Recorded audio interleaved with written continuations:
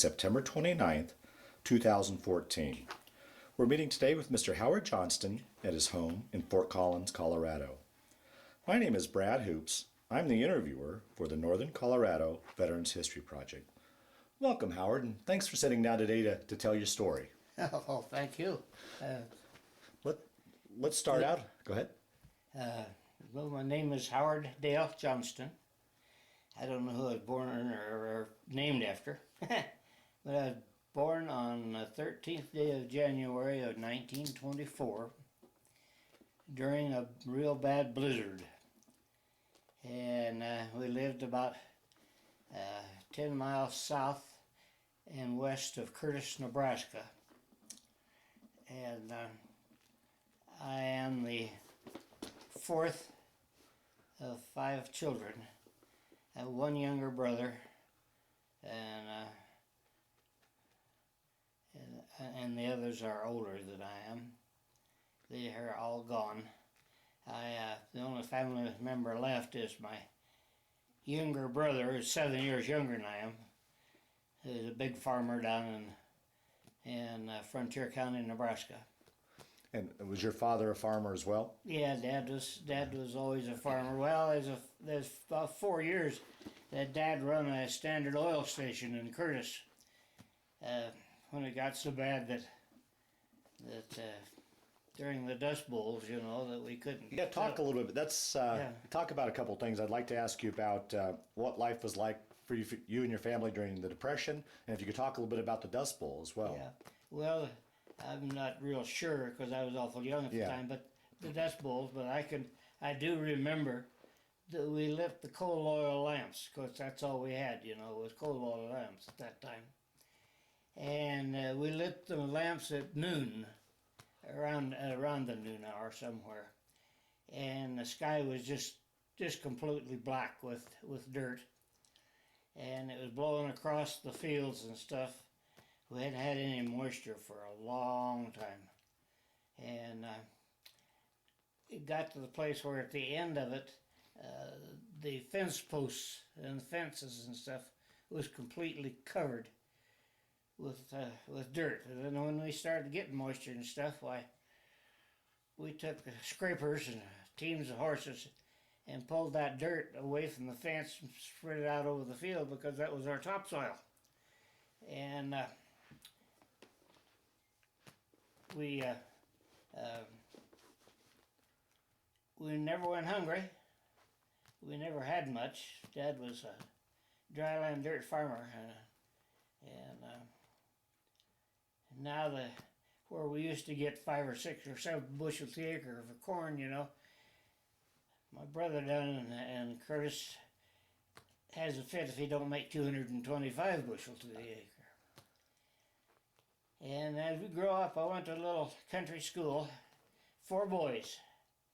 That was all the teacher had, and all the grades were together? All the grades, and then we were all in the same grade. That was the surprising thing about it. Oh, really? All the 4 boys. And I don't know how many of them are alive anymore or anything, but probably not many. But we, as far as eating is concerned, on a farm, my mom was the best cook in the world.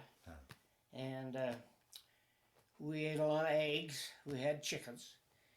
Drank a lot of milk. We milked up to 15 cows twice a day by hand. And our excess eggs and our cream, which we separated, was what kept us alive. We put corn in the ground every year with hopes, but a couple of different years I can remember. The corn didn't even have enough moisture to sprout. Didn't come up at all. We got a lot of wild corn the next year when we started getting a little moisture. And I graduated from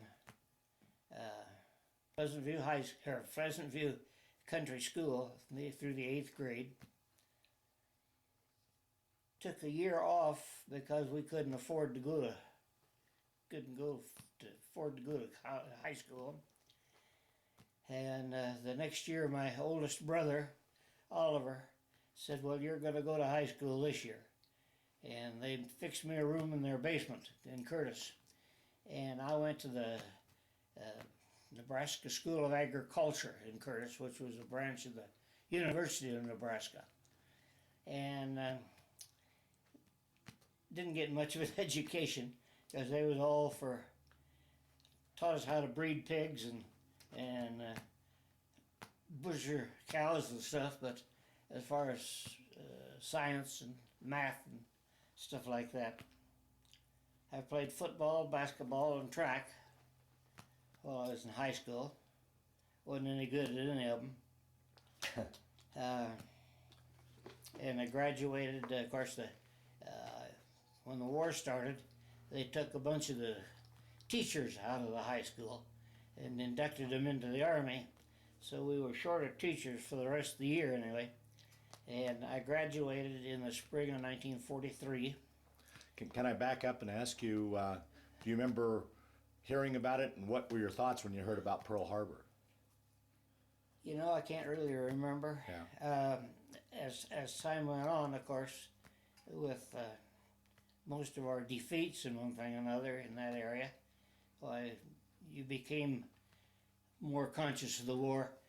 But being in a little teeny town of only 900, you know, the outside news wasn't a very thing. And then What was going through your teenage head, figuring, you know, I'm probably going to get drawn into this thing? Well, I kind of wanted to get into it, but we had a big enough farm that they classed me as 4C here, 4F, whichever 4C. Agricultural deferment? And I stayed on the farm from we graduated early in May so that the guys could go back to the farms and ranches. We had people from all over the state of Nebraska going to school there, about 400 kids. And in, I think it was July or August of that year, I and two or three of my buddies decided we'd enlist. We enlisted, we went to the service board or whatever they called it at that time, and turned our deferments in, and we were sent, we was called up just about a week later. Got on the little train, a Burlington train went through Curtis, and it usually had an old steam engine and one baggage car and one passenger car. And it went from Curtis to Sterling, Colorado. And we got on there, I think there was 6 of us, and I was about the oldest one, so they gave me all the tickets. Well, halfway between a couple of towns, we found out, the conductor found out that we were short 1 ticket. And he said, well, one of you will have to get off this next town and have somebody come get you.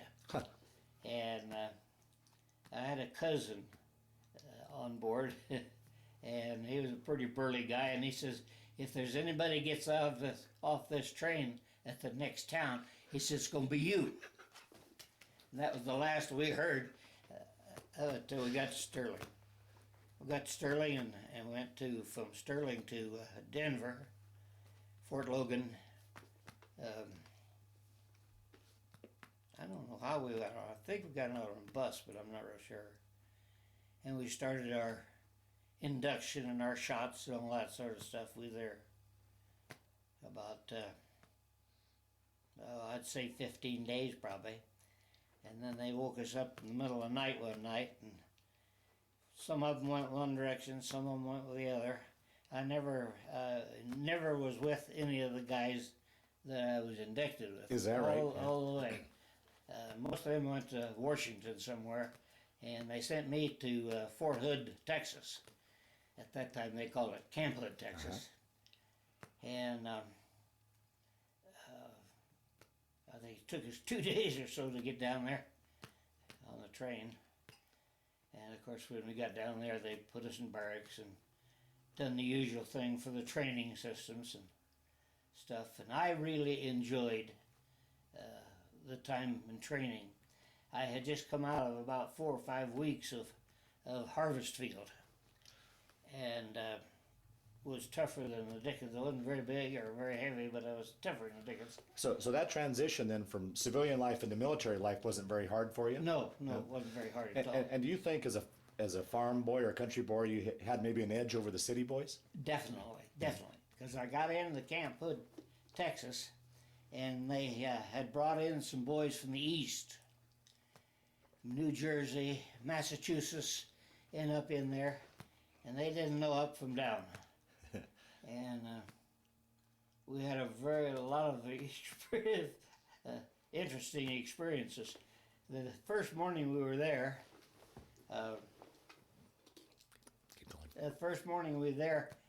they got us up, showed us how to make a bed. And then they took us on a 5-mile hike. As I remember, it was 5 miles. But there's only 2 of us made it. I and another boy from Nebraska, which I didn't know at that time. We were the only 2 to come back off the hike. The rest of them had to be picked up by trucks and brought back. And the 2 of us and the company commander were the only 3 that made it in. Huh. The next day they got us up, done the same thing, only this time they taught us how to roll a pack. They put a pack on us and handed us a rifle.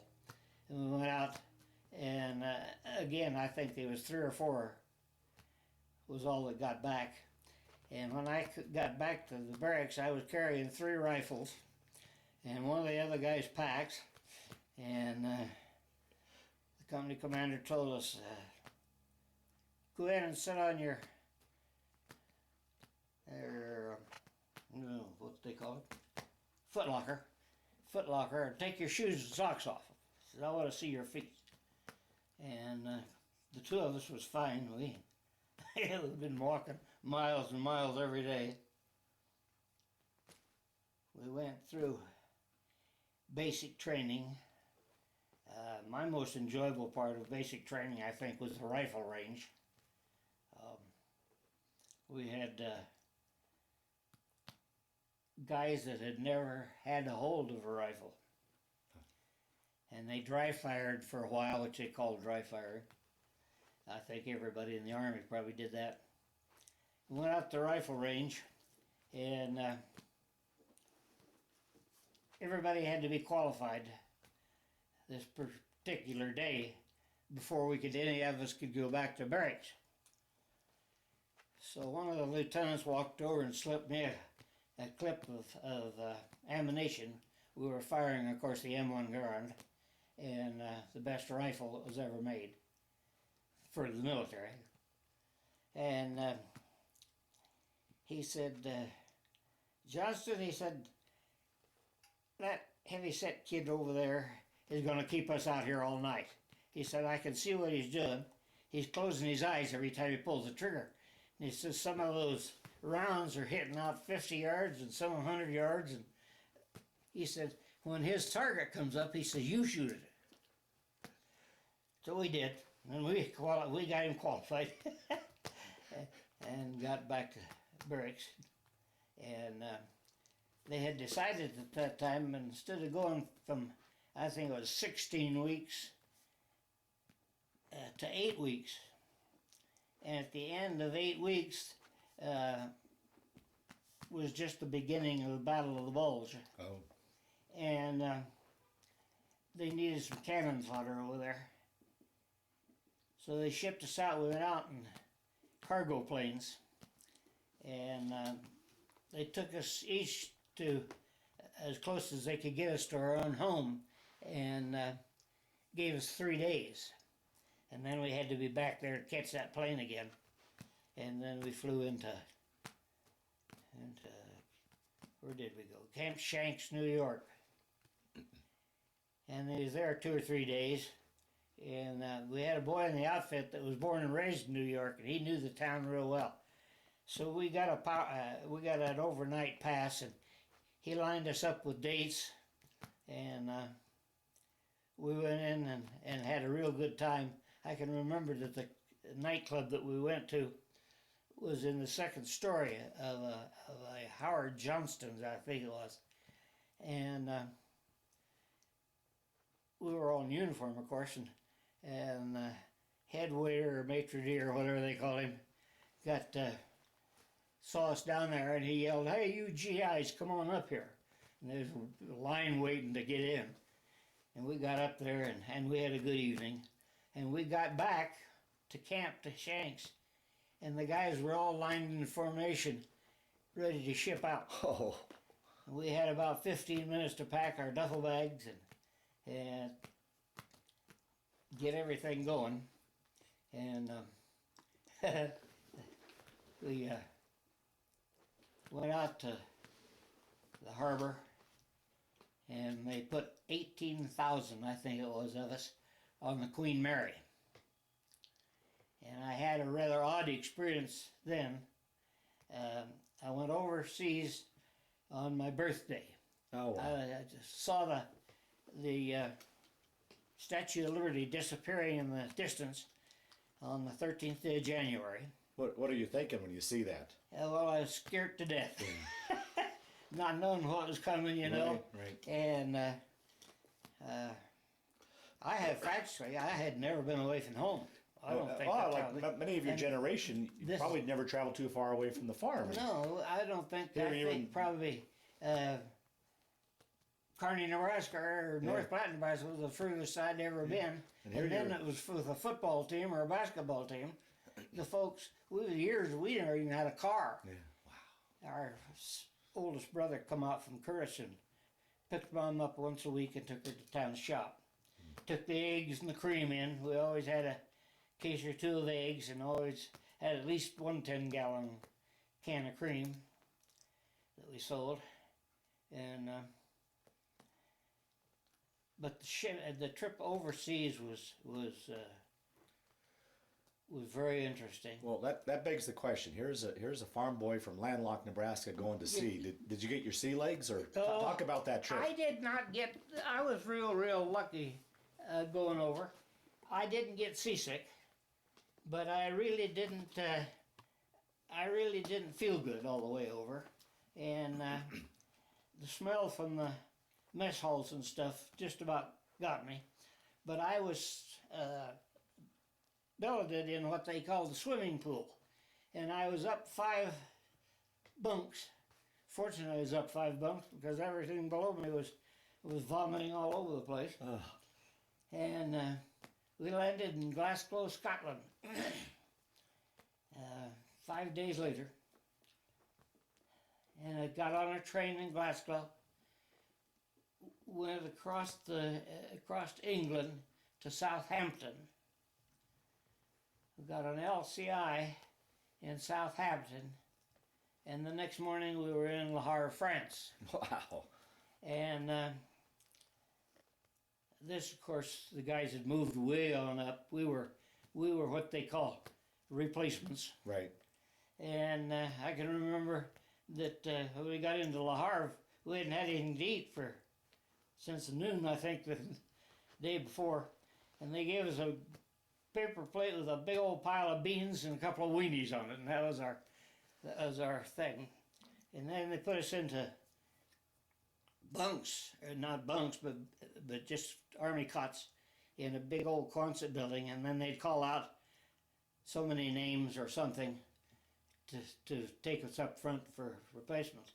And I was there a couple of days, and my name come up, and we got on French railroad cars, which went 2 miles forward and 1 mile back, 2 miles forward and one. Slowest darn thing I've ever run in my life. And matter of fact, the kids would run alongside the train trying to sell us wine and stuff. And a couple of the guys bought them, but if that was wine, vinegar, I think. We went up into the Alsace-Lorraine in France.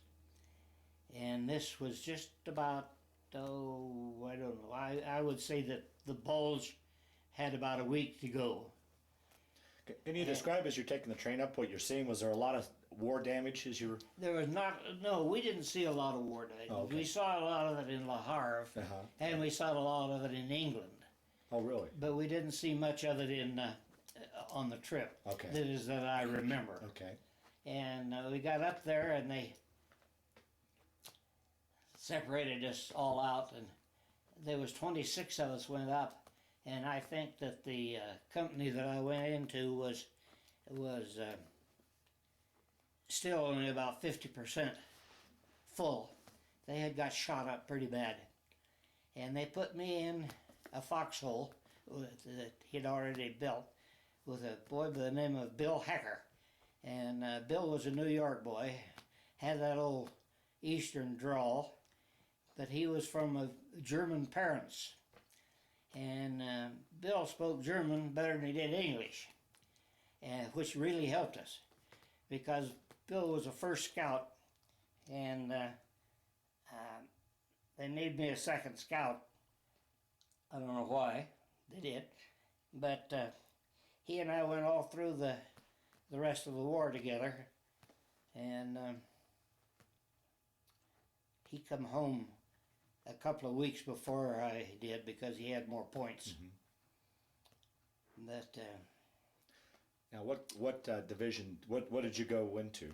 we went into 79th Division, Company C, 314th Infantry Regiment, I believe it was. 314. Yeah, if I can remember correctly. Then we were in a little town when Roosevelt died. Oh. I can remember the announcing that, and so the guy said, "Well, now maybe we can get home."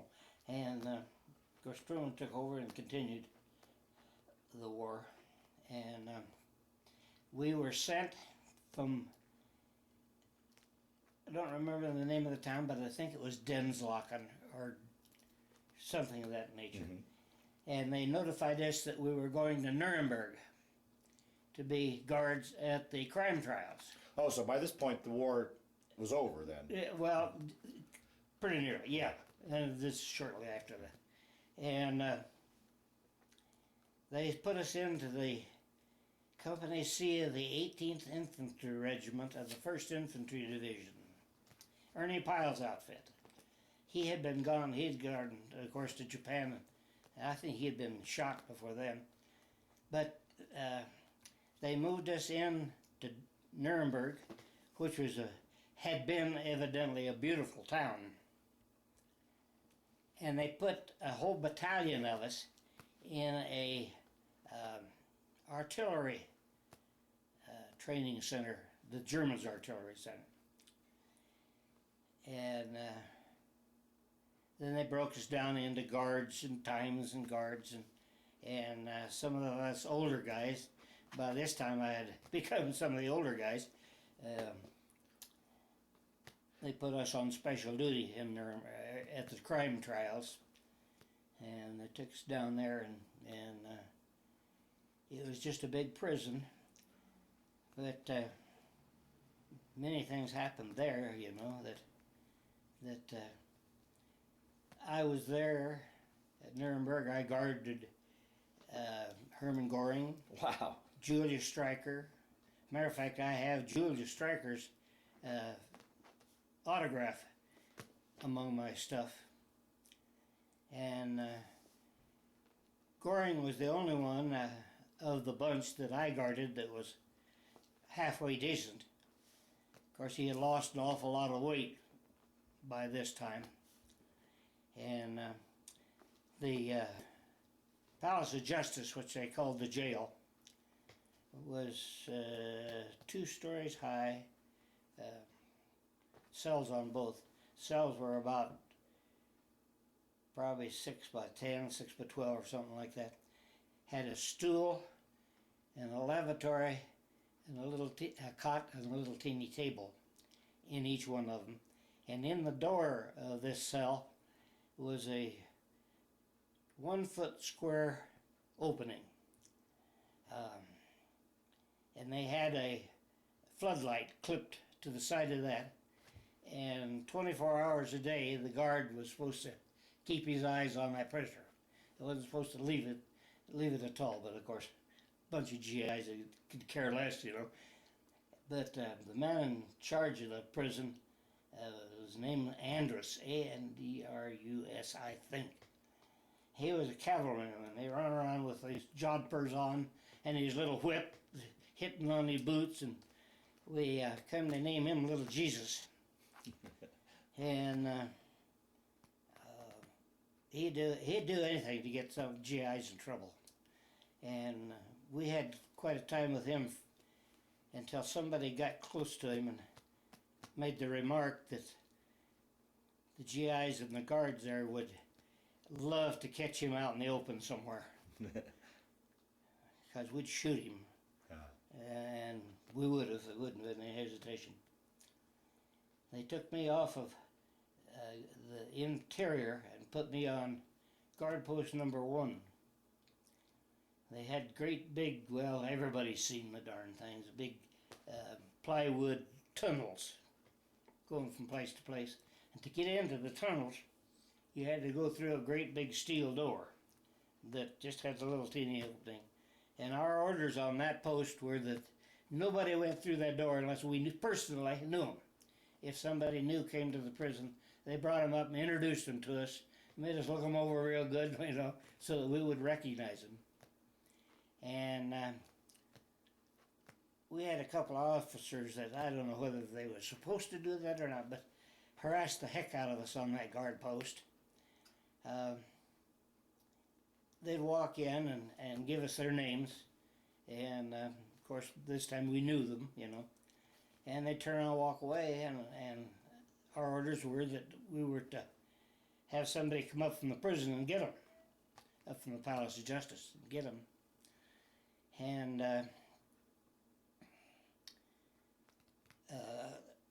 I had trouble with a couple of lieutenants, but we were armed with a 45 Thompson machine gun. And they turned it on down the bolt, and I just pulled the bolt back on the 45, and they stopped at once. I understand. I did not know this to be true, but it was the rumor through the thing that the same 2 officers came through that door and walked away on one of somebody else's, and the guy actually pulled the Thompson down and killed both of them, shot them both.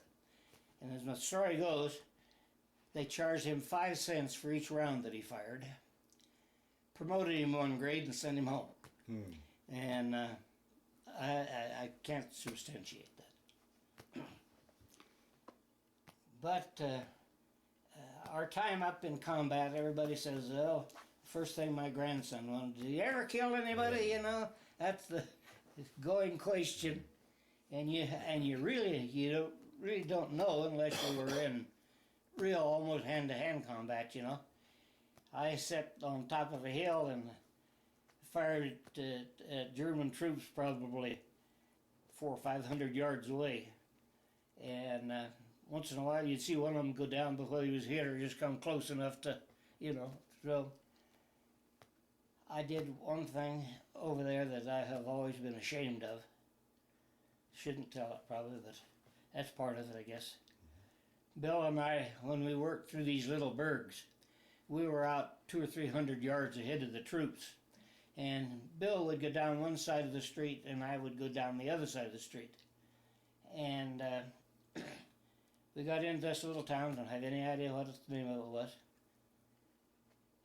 Bill yelled at me and said, "Rifle barrel, top window."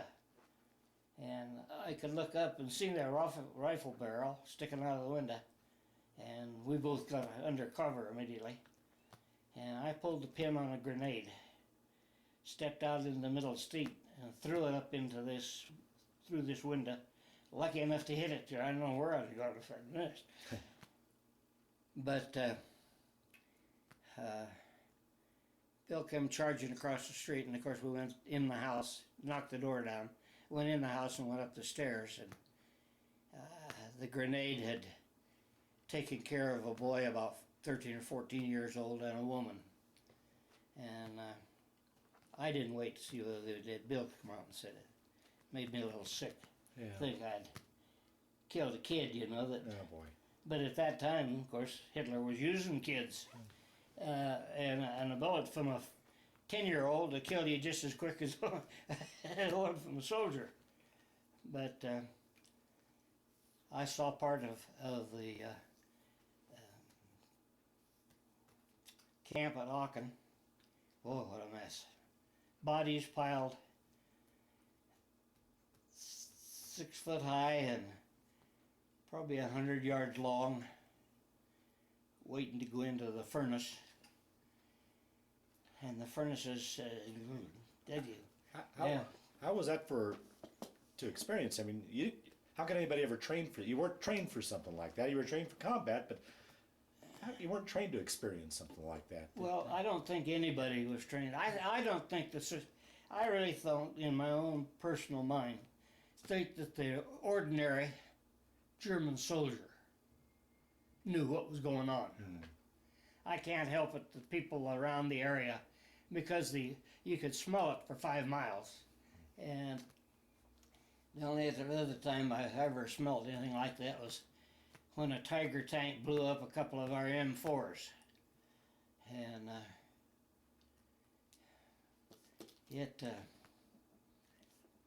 that was a mess. And then after Nuremberg, we were sent to Amberg, Germany. Well, let me back up and ask you real quick. As an infantryman, something I've always been curious about. I mean, you were out in the elements. You probably weren't eating right. You weren't getting enough sleep. Hygiene wasn't good. You were living in a hole. Yeah. I mean, to me, any one of those elements could knock a man down.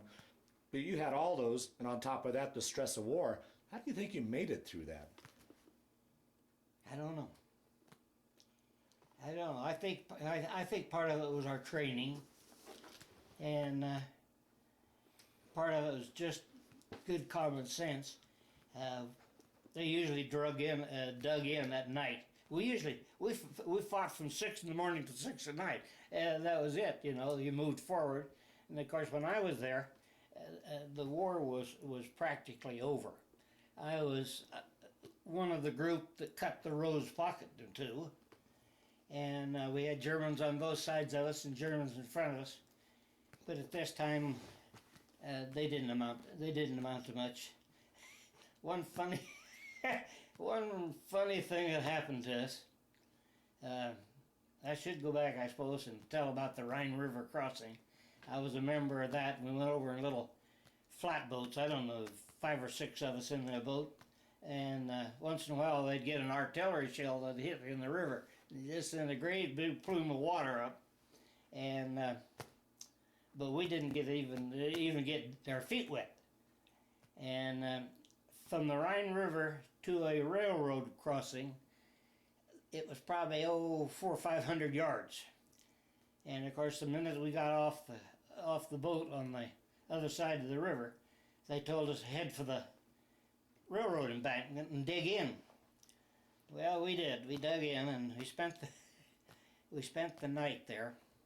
And I heard shooting up the Rhine a ways, and jumped up and got up against the railroad ties and watched, and the Germans, the little town sitting down in there, and the German soldier had come out of the house. It was cold, of course. He had his greatcoat on. Crawled on his bicycle and took down the road. And I think everybody in the company fired at him, and nobody touched him. Last time he seen him, he was still going. But there too, we got some artillery fire, and the kid sitting next to me, I kind of remember his name as being Pellegrino. He's an Italian boy from New York, or the Bronx, or Brooklyn, or up in that area. And they told us to move out, and he was laying there kind of funny, and I didn't think anything about it. I thought he was asleep. Tried to wake him up, and turned his head over, and he had a little teeny dot just about right there. He had caught a piece of shrapnel. Oh. And it had killed him instantly. He didn't even bleed. There was just a little blood running down his cheek. but he didn't feel a thing. You know, he just, Huh. those 88s were terrible. Boy, they were good. Yeah. You know, all seriousness, I'd probably get criticized for this, but as a rule, the German equipment was so much better than what we had. My gosh, their trucks were better, their little cars were better. The only thing that we had that was better than theirs that I could see, of course the Air Force I didn't know anything about, but I think we had a better Air Force, was their infantry rifle. They had an 8x57 millimeter bolt action rifle, and we all carried the 30 caliber M1 rifle, which I think was probably the best infantry rifle in the world, and we were all in love with that rifle. But they had a submachine gun that was far superior to ours. Their equipment, as far as their clothing and stuff, was better than ours. We went up to the Alsace-Lorraine in combat boots. The only thing I had for cold weather gear was a wool sweater and a field jacket. And when I got up there, Bill taught me to hang my socks with safety pins, dry socks, and they kept warm and kept me in dry socks. And he and I would always dig a hole and then go out scrounging. And usually we could find a room that had a carpet or something in it, and we'd tear that carpet off the floor and stick it in our foxhole to get rid of the water and stuff, because there was water in most all the holes. We had a lot of guys go back. Matter of fact, of the 26 that went up with me, I would guess that at least 20 of them probably went back with frozen feet and one thing. We just weren't equipped with it. They thought the war would be over by Christmas, and boy, the weather over there in the wintertime is so much moisture. It's just bitter. It's not a dry cold like here in Well, Colorado. on top of that, I believe that winter was one of the coldest in European history. It was a bad winter. And we come across the place where the Germans had killed a lot of prisoners, GIs that had surrendered during the Battle of the Bulge, and they had just lined them up and shot them with a machine gun. And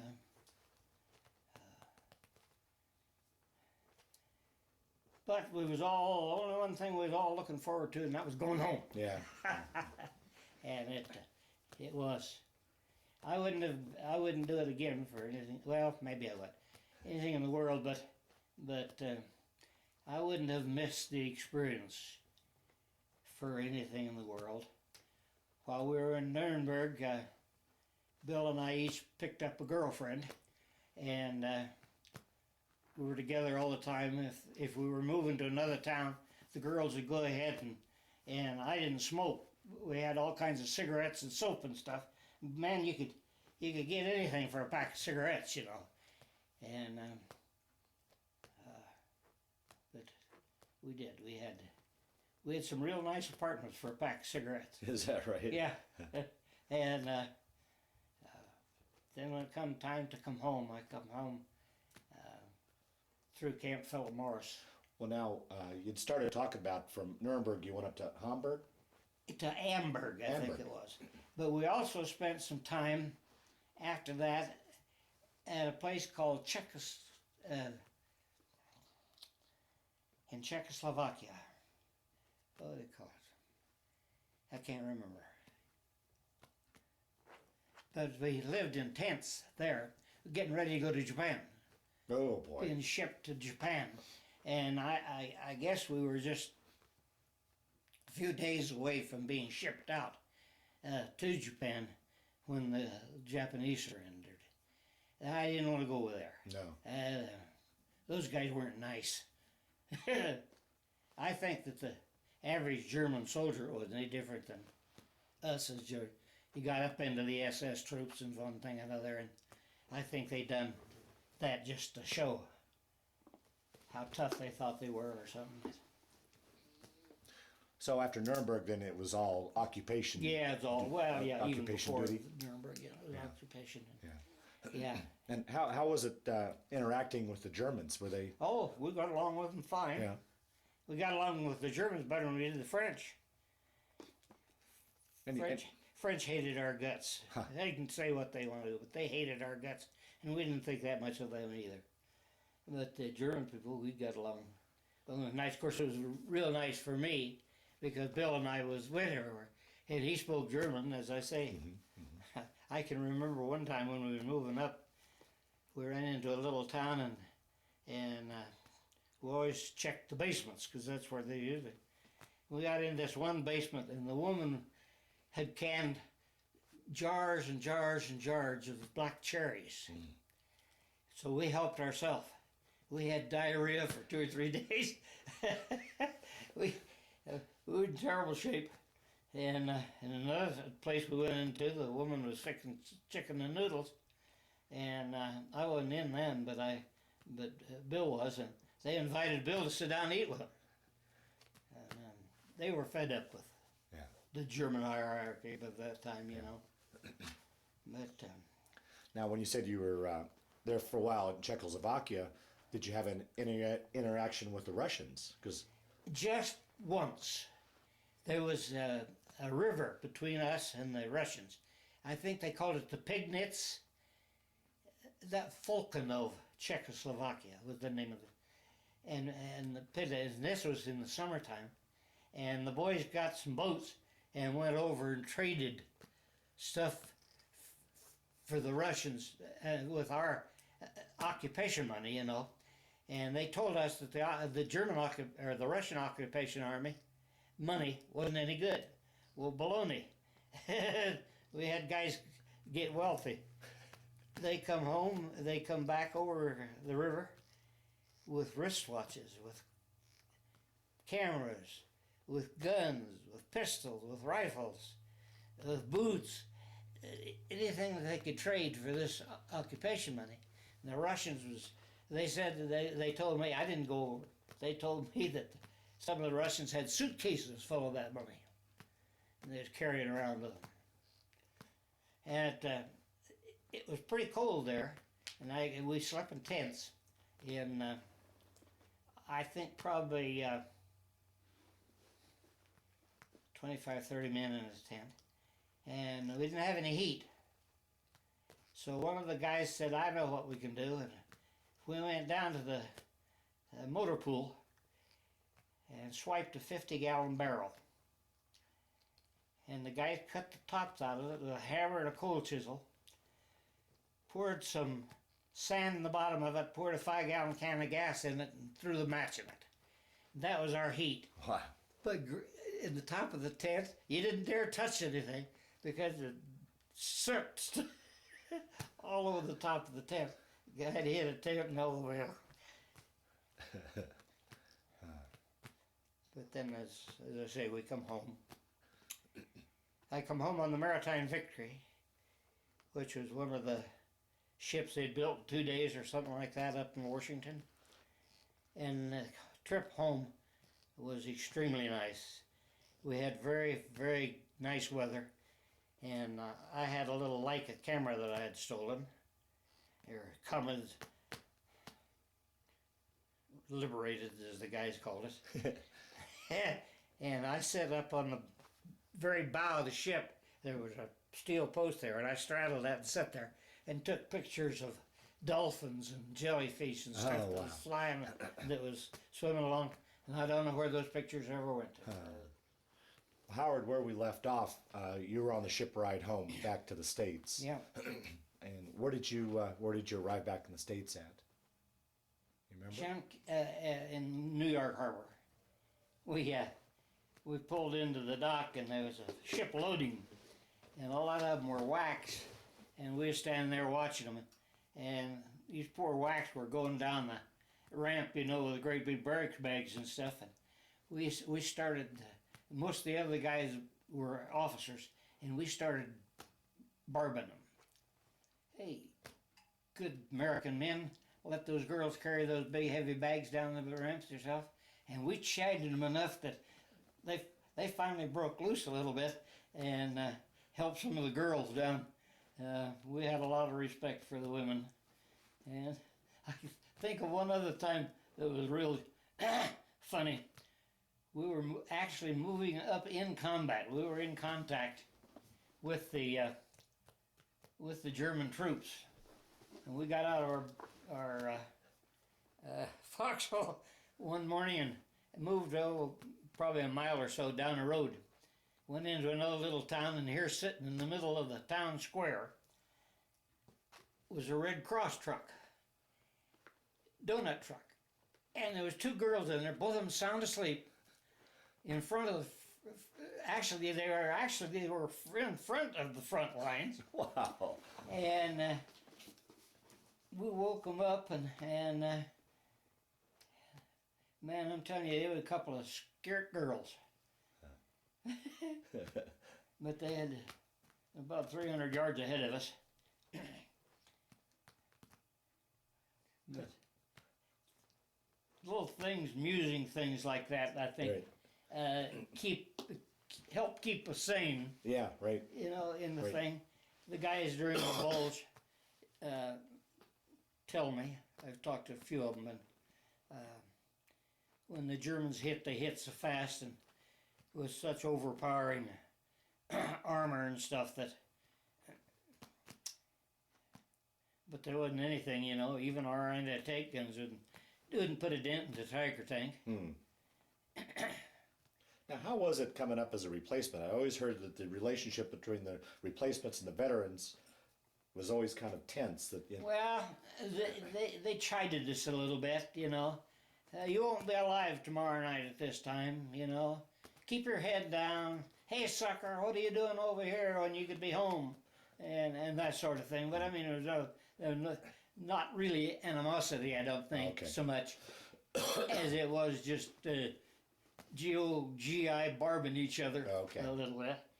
And we always got back at them and say, what's the matter? You couldn't whip the Germans. They're sending us up to Dut. And yeah, you find out when you get up there. And we did. I think the scariest thing for me, and I always got frightened at it, was when the artillery come in the woods. Oh, they hit a tree, tree burst. Tree burst, and but Bill and I were pretty aggressive. We'd go out and drag 5 or 6 of those logs over the top of our hole, and I don't know what we'd have done if we had to get out real quick. But I got to imagine, I've never been in battle, so I can't even begin to think what it's like, but I got to imagine it had to be scary too, with you and Bill being scouts out in front of everybody else all the time. That had to be, to me, would be terrifying. Well, it wasn't very comfortable, but of course, when we dug in at night, we come all together. We weren't out ahead of them. Although I do remember one time we dug in on the side of a canal, and we had a new second lieutenant just come in from overseas. And across from the canal was one of the Germans' Olympic things. And he decided he was going to go over and take that Olympic complex. And in the middle of the night, while I think it was just a platoon of us went, and we walked across little planks on the canals, which are all over, you know, and got into this complex. And we knew that there were Germans at the other end of the complex because we could hear them talking. And so we didn't venture too far, but we found one room that was completely full of flags. We found an American flag, and one of the guys claimed it, and he took it home with him. And we lost a couple of guys there in a firefight. I don't know. They tried to move in the open or something, and both of them got cut down with machine gun fire. Oh. And we carried them back across the canal. But the second lieutenant never showed up again. I don't know what happened to him. Huh. Wow. Did you have respect for your officers and leaders, or? The ones that had been there a while, yes. Yeah. The new ones that come over, they were going to win the war all by themselves, you know. Yeah. And but our senior officers and our senior sergeants, there's where our trust all laid in our platoon sergeant, our squad sergeant, our platoon sergeant. Some of those have been over there a long time, and we lost several men crossing the Rose Pocket.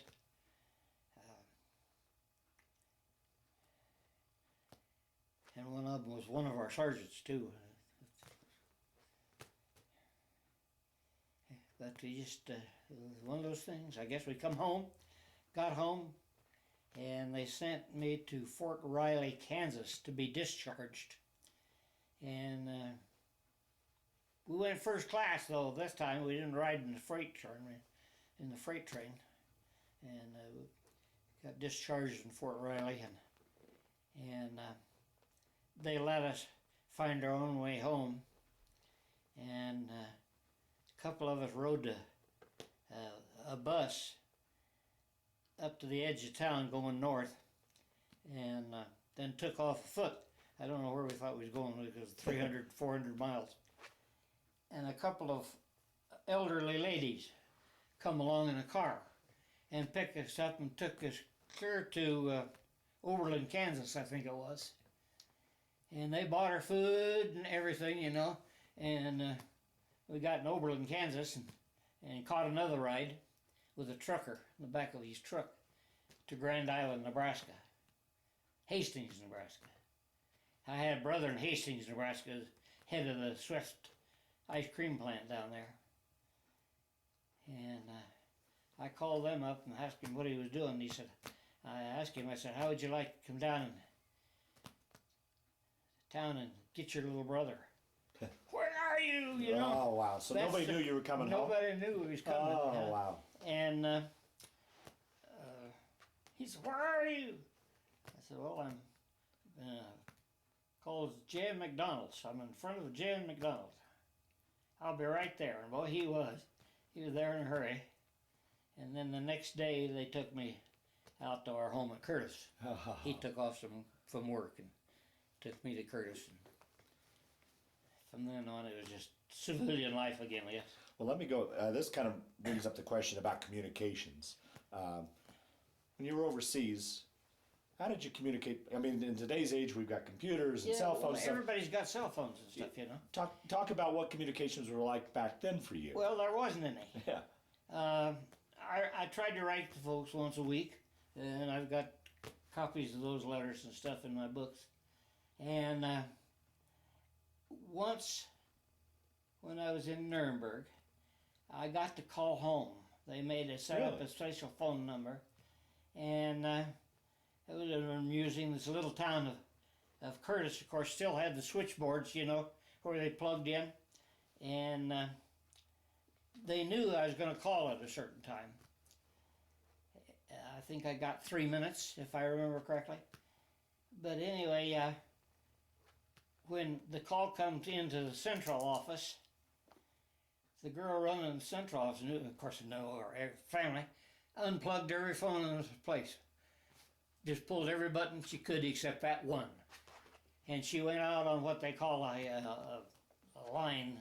What did they used to call those? Party line? Party line or something like that. Told everybody to hang up, that Hazel and Rob was going to get a call from Germany.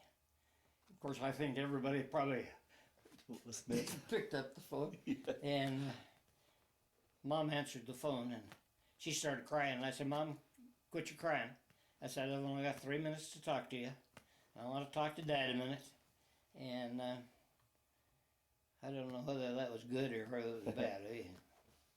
Now the guys sit over there in Afghanistan and Iraq and places, you know, and cell phones, they call home every day. Yeah.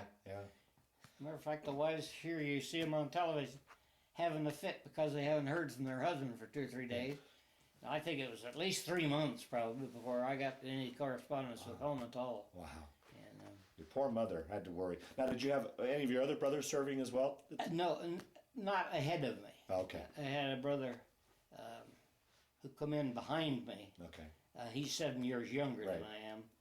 And he got put in the Air Force and became a crypto machine operator Okay. and repairman. Shouldn't say it of a brother maybe, but he's got a brilliant mind. Not even a multimillionaire farmer. Yeah. But he got into these crypto machines, and he went to England, married an English girl, and he was in the military for about 7, 8 years, I think, probably 8 or 9 years. So talk about that. So your brother brings you back home to Curtis. Talk about that reunion when you got home. I imagine. Oh gosh, funny thing. I had a pet dog. Called her Tippy. She's just a little teeny black and white mongrel, I guess you'd say. And but she was my hunting companion. I'd gone out hunting lots of times with teachers and one thing or another, and she'd get almost as many pheasants as the teachers did. She'd get one in a bush or something and go right in. But he brought us home, and they was talking about her coming home. Of course, they were really excited, Yeah. naturally.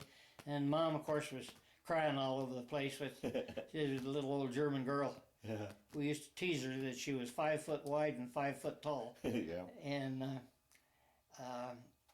don't know whether it was a feeling or what, but my dog ran up. Our house was in a little swale, and the dog run up the top of this swale and stood there and howled all morning long, just a constant howl, And when we pulled into the yard, of course, the dog was the first one there, and she almost took me down. Wow. And Mom, of course, was all over me, hugging and kissing, and that sort of thing. And Dad was a little bit more conservative, but he was awful glad to have us home, have me home. We just went back to farming. Well, how was that adjustment after everything you'd been through over there? How was that adjustment getting back to civilian life? I didn't have any trouble. No. A lot of the guys that I think had more stressful. They talk about this thing that they've got now. PTSD. Yeah. I don't understand that. Really? Now those guys, I just can't believe the guys are suffering from that. My gosh, at one time I was 89 days, and I think that's in my records, on the front line. And sure, we had one or two. You heard of George Patton slapping that kid, Yeah. because he didn't want to go back. He was home, but I didn't hear it or see it till. But I just can't. Gosh, they got every commodity now. If they fight, they have steak for supper and pancakes and eggs for breakfast. And we got to do something about this ISA. And they're going to have to put boots on the ground. Yeah. And I don't know why. We have got the poorest president this country has ever known, and he's trying to destroy it. And it's just like this woman getting killed the other day. The guy got mad at her and killed her and cut her head off. Yeah. Just absolutely ridiculous. Yeah. So you never had flashbacks or nightmares? No, I didn't. I think I was too darn busy when I got home. Dad was farming a lot of land, and I just crawled on the tractor and took off right where I I'll be darned. started off. Yeah. And of course, I had a sister that lived in Trenton, Nebraska, and I went down to see her one Sunday, and we was into town for something or other, and she took me into the grocery store there, and there's where I met my wife. Oh, wow. Yeah. And she was candling eggs, if you know what that is. They take farmers bring the eggs in. They put the eggs up against a real bright light to see that there's no embryo in them. That's candling eggs. Okay. And that's what she was doing, and we got to visiting, and I asked her, I said, can I come back and see you again? And she said yes. And we met, and I don't know. I think it was September probably, and we were married in the next August, and lived together for 65 years. It lacked 11 days of being 65 wow. years. We was talking one day, Evelyn and I, and she said something about me having so many jobs. And I said to her, I says, have you ever been without a roof over your head? Have you ever been without food on the table? Regardless of where I was or what I was doing. I did have a lot of jobs. Yeah, what did you end up, talk a little bit about what you did career-wise, job-wise over the years? When I got home, my younger brother, of course, was coming along. You know, he was old enough now for field work and stuff. And he took over and he liked it better than I did. I went to town, went to work for a gamble company. And which was a department store. Department store, yeah. Hardware store. Right. Yeah. And it wasn't long until we got a chance to move to Lexington and work for the Mormon Feed Company. And I worked for them for a while and worked for a farmer for a while and come back to North Platte, and they were building a new Gibson discount center in North Platte. And just for fun more than anything else, I went in and applied for a job. But what I didn't know was that the gal sitting there on the floor laying tile was the owner of the store. And she says, we're going to open up on a certain date. She says, can you be here? And I said, yes. Much bigger wages than I was drawing where I was at. And come back to North Platte, and I became the assistant general manager of the Gibson Discount Center. And they eventually sold out. After old man Gibson died, the younger one broke the company like most kids come up think they know everything. And I went to work for Skag Drug in North Platte, Nebraska. And got a call one day to go to Salt Lake City. And I flew from North Platte to Salt Lake City and met with the big people out there, and they brought me to Denver to train me. And then they sent me to Colorado Springs as assistant general manager of the Colorado Springs store. And I was there, seemed like every store I worked in all went broke or something, all closed up. They sold out to Costco Drug, and I was 62. At that time I could get Social Security. So I went down and applied for this, talked to the gal at the Social Security office. And I said, well, should I stay here 3 more years and get that higher bracket? She says, you'll never draw enough money to pay yourself back. She said, go ahead and retire now. And I retired, and of course my daughter and son-in-law lived here in Ft.Collins and had 2 little ones, and so we moved to Ft.Collins. And here we is, I guess. Yeah. So you had been in good town. Yeah. Good town for us. We've lived in this house for 21 years. And it's not much of a house, but it's bigger than most of the apartments and stuff around. Yeah. The lot rent's getting so expensive that I don't know. So you and Evelyn had a son and daughter, and you lost your son? We had 2 daughters and a son. Okay. And lost the son. I have a daughter I'm real proud of in California, although she's now 62. She can't find a job out there anywhere. She was one of the top computer operators for the Nautical Division of the Westinghouse Corporation. And she was in Benicia, California. And she drew the blueprints, the final blueprints, and all of the instrumental stuff for the bathoscope. She says, I spent more time in that hole, in that little teeny bathoscope than anything. And then when the Nautical Division moved to Bremerton, Washington, she stayed because she was married, and her husband ran a gun shop out there. He was a gun dealer. And she worked there for a while. My other daughter lives here in Ft.Collins, and she's a school teacher. And my son-in-law, who I think more of than any human I've ever known, I think, works for Federal Express. And his son also works for FedEx. Both of them work for Federal So, Express. you spoke of his son. So how many grandchildren do you have and great-grandchildren? I've got, let's see, 1, 2, 3. I've got 3 grandchildren, all girls, and 1 grandson. And I've got 2, 3, 4. I've got 4 great-grandchildren. I've got a set of identical twin girls in California. They're the most beautiful girls you've ever seen. Is that right? Yeah. And they just had a new baby, and they were my granddaughter and her daughter Mia and Evelyn were out here about 3 months ago. They flew out for 3 days, and but she's a doll. Grandpas always like their grandkids, you know. And they were real. I hope they can all come out this summer. Wonderful. If I'm still alive.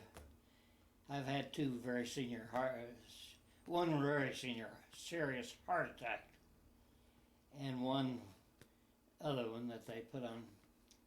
Other than my health, I got a knee that isn't any good, so I walk with a cane. And but the doctors keep telling me I'm perfectly okay. Yeah. But at 90, you can't expect too much. Yeah, right. Now, through the years, did you keep in touch with anybody you served with, maybe Bill in particular, go to any sort of reunions, anything like that? No, I didn't. We could never afford to, I didn't think. And, I kept in touch with Bill.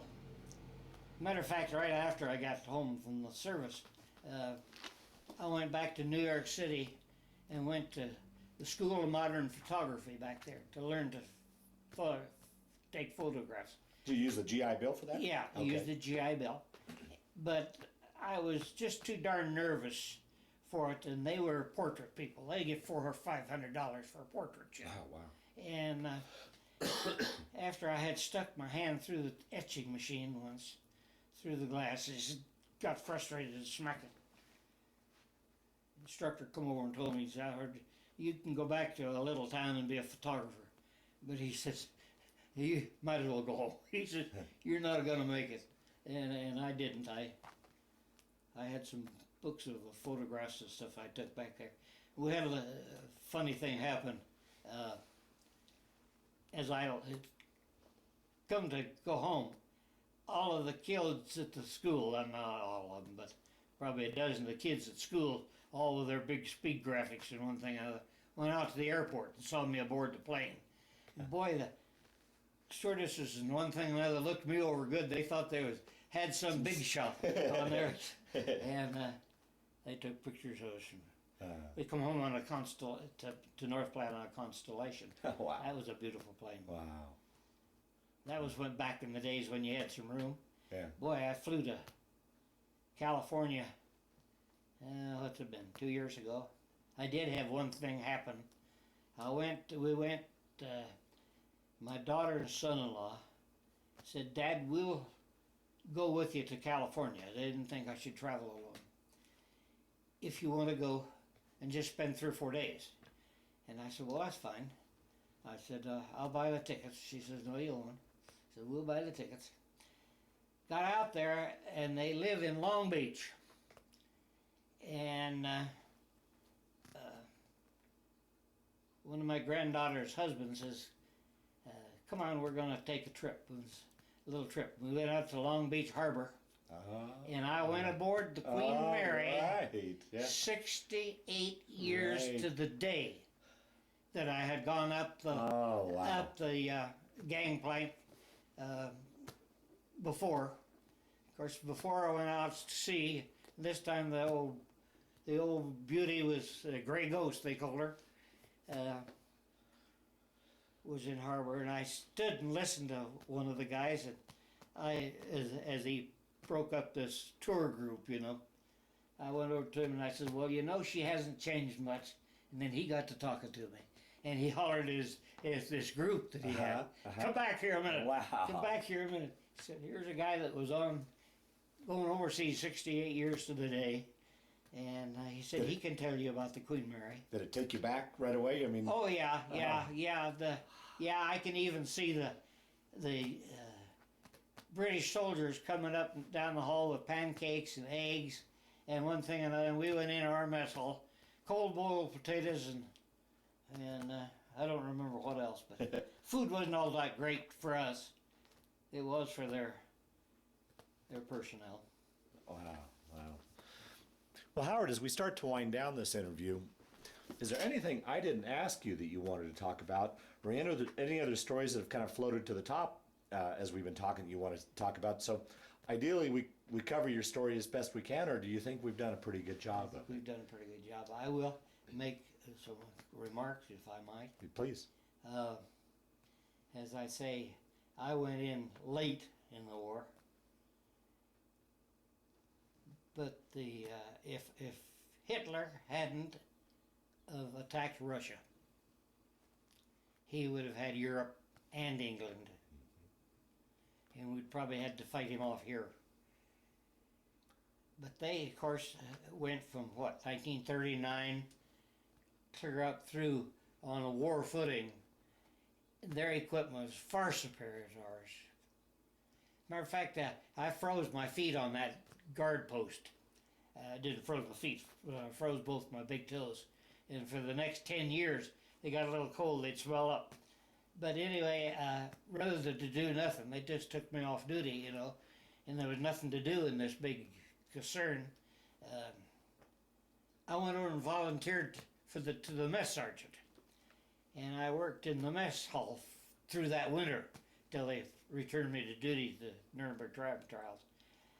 And their equipment and stuff in the kitchens. Now we in the Army, in the United States Army, we had those gas units and one thing and another. Well, they had gas units on. Everything was stainless steel. We'd pick up a sack of potatoes and throw it at a peeler and it'd come out all peeled, and throw it at another and it'd come out sliced. And their equipment, after we got to working again, got gas to it again, you just took the pots and pans and stuff and threw them in a big old, I call it a dishwasher, I guess. But if he hadn't just a prediction that I've made to myself many, many times, if he hadn't got screwed up and went into Russia, he would have won World War II, I think, without a doubt. And but the Russians were funny people. We visited them with a trial of justice. And one thing I remember, that the Russian soldiers hadn't been so long, and we had probably a couple dozen whacks there in the prison taking care of the women prisoners. They had several women prisoners. And while there, I seen the woman's floor lamps, or table lamps, that were made out of tattoos from GIs. They just skin them. It was beautiful, absolutely gorgeous. They were transparent, you could see the thing, but at the same time, it takes a certain kind of people, and I guess they were. But this one woman, I don't remember now her name or anything, but had four, I think, if I remember correctly, there was 4 floor lamps made out of tattoos from the prisoner of war camps and stuff, and some of the GI, I'm sure some of them will come off of GIs and stuff, but then we don't know. Now, did you ever get a chance to actually go into the trial itself? Oh yeah, I was in the trial a lot. Oh really? Yeah. Matter of fact, I stood guard there a couple of days. There's a picture somewhere, and I can't find it, of me standing guard. They took pictures of everything every day, But it was the most boring thing in the world. I bet, yeah. I got in there while the French were questioning, and I don't speak a word of French, and it don't make sense to me. I can understand a little German, but they shipped us out of Nuremberg. I walked into the gymnasium and watched them build part of the scaffold. Oh, for the gallows? The gallows. And they made a mistake building them. Most Germans are quite wide-shouldered, and when they hung them, they didn't go through the trap. They got hung up on the trap. And but that was after we was bound. We was been in Amberg, and that's while I'm in Amberg, to have something to do, I worked for the Decoy Doughboy, which was a regimental newspaper, and they gave me a Jeep and a Leica camera, and I run around the baseball games and stuff, and took pictures, and then wrote little articles for the paper and stuff. But that was an enjoyable time. Yeah. I got to go to Zugspitze, Garmisch, Bavaria, and ski for 2 weeks. I had one leave in Paris, which I wouldn't go back to if they paid my way. And I spent a week in Paris, France, saw the Eiffel Tower. As a matter of fact, we went to the top of the Eiffel Tower, and they weren't letting people go at that time. And we just knocked the lock off the gate and went on up. Wasn't paying too much attention to authority or anything. Went up to the top of the Eiffel Tower. And, Well, for a small Nebraska farm boy, you sure saw a lot. I saw the Army done great things for me. Brought me out of a shell, and as you say, Well, from a farm boy to a world traveler, practically. That's one of the last questions I always like to ask in these interviews is how that period of time changed your life, affected your life, played a role in your life, or was it just simply a chapter in your life that you went through? Yeah, well, it was a place in my life, but I did enjoy. I could say now that I enjoyed it. Yeah. I wouldn't have, and wouldn't again. Yeah. But I kind of come home, and after Evelyn and I were married, I joined the Nebraska National Guard, and I was in the Guard for 11 years. Become first sergeant, master sergeant, first sergeant of Company C of the 195th Tank Battalion in Lexington. We had a new armory, and that was a good time. We spent almost every weekend out on the rifle range or something. But I can thank Uncle Sam for showing me the world, or showing me one half of the world. Yeah. I never had any desire to go the other way. Yeah, it's a good thing that the war ended before you had to go that way. Yeah. Gosh, yes. If it had been a little later, I would have been. Of course, I think when Truman had dropped the atomic bombs, and they had to surrender, or we'd have annihilated Tokyo probably with the next one. And but I had some good friends that went to Japan and fought in the islands, and some of them never come out of it at all. Oh, wow. How about that group that you went over, that you initially enlisted in? Never found one of them. Is that never right? Never saw one of them. Oh, I'll be darned. Never saw one of them. I think my cousin that went in with me ended up in the 99th Infantry Division, and he got shot in the stomach. They saved his life, but he came home and lived on baby food and stuff for the rest of his life, and it was never in good health. Several of the kids that enlisted out of the school, though, and I know that 2 or 3 of those were killed. Wow. But that was pretty it. It's the end of my life. We moved here, lived here for 21 years. I lost my wife on the 11th of August, just 11 days short of our 65th wedding anniversary. Oh, I'll be darned. And I'm a bachelor. Yeah. End of story, I guess. Well, Howard, I want to thank you for sitting down to tell your story today, but more importantly, I want to thank you for your service to our country. Well, I'll tell you what, now people of my age believe it's an honor to serve Now we've got an all military, all volunteer force, and we've got a president that is trying to destroy our military.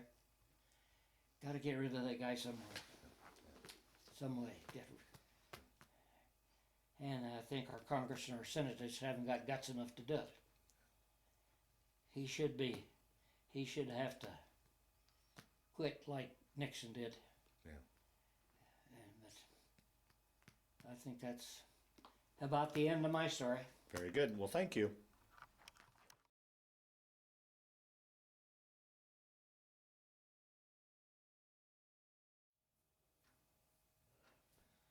Okay, well, this is a picture of me in Nuremberg, Germany. The day off of the crime trials, I suppose. But this is, okay, well, this is a picture of me, a little bit the worse for wear, during combat.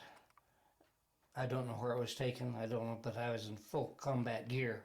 And moving up, I suppose, Bill probably took the picture from across the street or something, and I don't know how it got home or anything. I might have sent it home. I'm just not real sure. Here's a picture of me in December 30th of 1944. I was at Oliver's waiting for the plane to take us to Camp Shanks, New York, and we got to Chicago and got in an ice storm, and the plane had to land, and they took us from there to Camp Shanks in buses, big buses. Howard, what's the story behind this portrait here? You know something? I don't remember. That was done in Paris, France, in 1945. I can remember the year. But I suppose it was just one of those street artists that they've got all over. I don't know whether I look like that or not, but that's what it was. Okay. Yeah, this is a picture of me sitting on that little water fountain or whatever it was, somewhere in Germany. And this is the same one that Bill had taken a picture of. And they tell us that just a few minutes after we left, that an artillery shell blew that whole square all to pieces. This is a picture of my buddy Bill Hecker, taken in some little burg in Germany. And I've got a picture of me there, and they tell us that just shortly after we got our pictures taken there, an 88 shell come in and destroyed it. Wow. Picture of Orrin Thompson, our mess sergeant, and this was Bill Hecker. Bill's got his everlasting cigarette in his pocket, or in his hand, and this was one of the best mess sergeants, I think, in the country. I even got a steak off him after the war. We went up to Fort Riley, Minnesota, for our summer camp, and we sneaked over into the little town.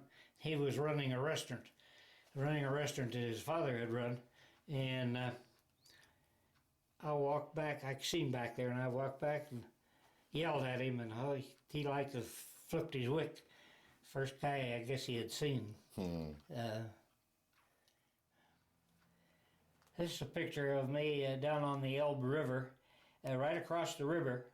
The Russians. Russians, right? Was the Russians, and we were forbidden to fraternize with them. I don't know why. It was like it's not fraternization policy for the German people. I guess we just ignored it. But the guys that go over in flatboats at night, God, they trade for some of the wildest things. They come back with expensive watches and expensive cameras and everything. And they tell us that over there that some of the Russians was running around with suitcases, and they was all full of occupation money, good money. And this is an autograph of Julius Streicher, made at the crime when I was guarding.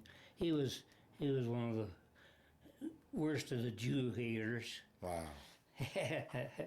And Okay, this is our mess hall in somewhere in Germany. I don't know exactly where, but these little German kids are digging food out of the garbage can and eating it. Boy, they thought we had more food than Carter had liver pills or something, I guess. And they'd come after each meal and the garbage can and take some of it home. They'd pick up a plate or something and